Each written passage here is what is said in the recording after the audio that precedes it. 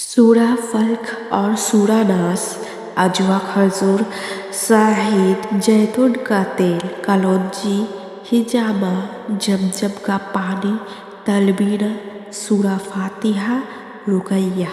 سورہ فلق اور سورہ ناس۔ حضرت عائشہ رضی اللہ عنہ نے بیان کیا کہ رسول اللہ صلی اللہ علیہ وسلم جب بیمار پڑتے تھے معوذیت کی صورتیں یعنی سورہ فلق اور سورہ ناس پڑھ کر اسے اپنے اوپر دم کرتے، اپنے اوپر پڑھ کر پھونکنا۔ پھر جب آپ صلی اللہ علیہ وسلم کی تکلیف بڑھ گئی تو میں ان سورتوں کو پڑھ کر آپ صلی اللہ علیہ وسلم کے ہاتھوں کو برکت کی امید میں آپ صلی اللہ علیہ وسلم کے جسم پر پھیرتی تھی۔ اجوا کھجور۔ رسول اللہ صلی اللہ علیہ وسلم نے فرمایا، جو شخص صبح کے وقت 7 اجوا کھجوریں کھا لے اسے اس دن نہ زہر نقصان پہنچا سکے گا اور نہ جادو۔ رسول اللہ صلی اللہ علیہ وسلم نے فرمایا، اگر تمہاری دوائیوں میں کوئی بھلائی ہے تو شہد کا شربت میں ہے۔ زیتون کا تیل۔ رسول اللہ صلی اللہ علیہ وسلم نے فرمایا، زیتون کا تیل بطور سالوں استعمال کرو اور اس کو اپنے سر اور بدن میں لگاؤ، اس لیے کہ یہ مبارک درخت سے نکلتا ہے۔ کلونجی۔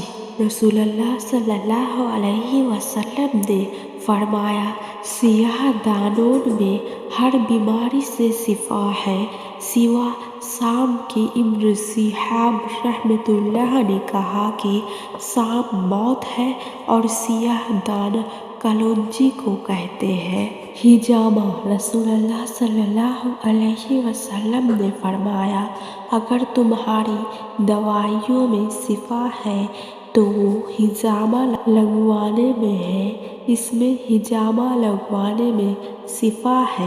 زمزم کا پانی۔ ابو جمرہ الدابی رحمۃ اللہ نے بیان کیا کہ میں مکہ میں ابن عباس رضی اللہ کی خدمت میں بیٹھا کرتا تھا، وہاں مجھے بخار آنے لگا۔ ابن عباس رضی اللہ نے فرمایا کہ اس بخار کو زمزم کے پانی سے ٹھنڈا کرو، کیونکہ رسول اللہ صلی اللہ علیہ وسلم نے فرمایا کہ یہ بخار جہنم کی بھاپ کے اثر سے آتا ہے، اس لیے اسے پانی سے ٹھنڈا کر لیا کرو، یا یہ فرمایا کہ زمزم کے پانی سے۔ عائشہ رضی اللہ بیمار کے لیے اور میت کے سوگواروں کے لیے تلبینہ پکانے کا حکم دیتی تھی اور فرماتی تھی کہ میں نے رسول اللہ صلی اللہ علیہ وسلم سے سنا، آپ صلی اللہ علیہ وسلم نے فرمایا کہ تلبینہ مریض کے دل کو سکون پہنچاتا ہے اور غم کو دور کرتا ہے۔ ام الکتاب سورہ فاتحہ۔ ابو سعید الخدری رحمۃ اللہ علیہ نے بیان کیا کہ ہم ایک فوجی سفر میں تھے، رات میں ہم نے ایک قبیلہ کے نزدیک پڑاؤ کیا، پھر ایک لڑکی یعنی غلام عورت آئی اور کہا کہ قبیلے کے سردار کو بچھو نے کاٹ لیا ہے اور ہمارے قبیلے کے مرد موجود نہیں ہیں، کیا تم میں سے کوئی ہے جو کچھ تلاوت کر کے علاج کر سکے؟ ایک صحابی اس کے ساتھ چلے گئے۔ ہم کو معلوم تھا کہ وہ دم کرنا نہیں جانتے، لیکن انہوں نے قبیلے کے سردار کا رقیہ یعنی قرآن کی آیات میں سے کچھ پڑھنا کے ذریعے علاج کیا، وہ آدمی ٹھیک ہو گیا اور اس نے شکر ادا کرنے کے لیے 30 بھیڑ دینے کا حکم دیا اور ہمیں دودھ پلایا۔ جب وہ واپس آیا تو ہم نے ان سے پوچھا، کیا تم واقعی رقیہ سے علاج کرنا جانتے ہو؟ انہوں نے کہا کہ نہیں، میں نے تو صرف سورہ فاتحہ پڑھ کر اس پر دم کر دیا تھا۔ ہم نے کہا کہ اچھا، جب تک ہم رسول اللہ صلی اللہ علیہ وسلم سے اس کے متعلق نہ پوچھ لیں، ان بھیڑوں کے بارے میں اپنی طرف سے کچھ نہ کہو۔ سو ہم نے مدینہ پہنچ کر رسول اللہ صلی اللہ علیہ وسلم سے ذکر کیا تاکہ یہ جان سکیں کہ ہم نے ان سے جو بھیڑیں لی تھیں وہ لینا حلال تھا یا نہیں۔